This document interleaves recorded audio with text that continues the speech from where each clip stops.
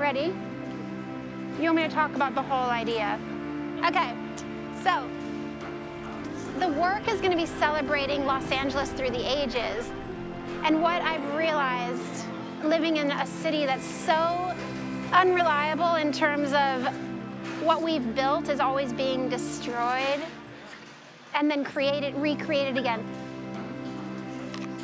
It really is a city built on dreams and ideas, a mirage, and constantly forces us to question our perceptions of reality and what's possible. The only constant thing to me are the people.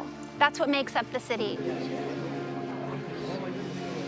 I really wanted to celebrate the people in these different sets. We have 4 sets happening simultaneously. Here we have the case study house, swimming pool, kind of a David Hockney romantic setting. We're gonna throw a party in here. A lot of what makes up this city informs what I make. I find a lot of understanding in looking backwards. I think they're going up.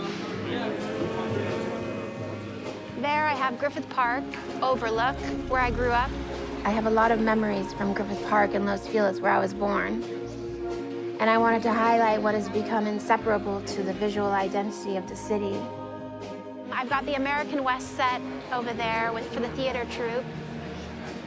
They're traveling west to their performance, and their train broke down. There is both a lightness and a manic, eerie air to them and their circumstance.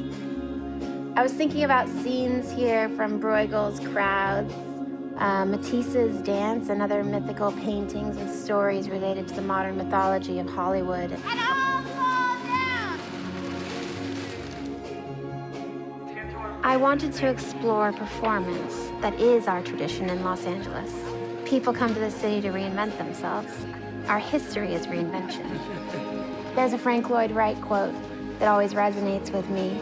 Tip the world on its side and everything loose will land in Los Angeles. I think that'll be fine. All right, very safe to everybody. Standing up, walking out the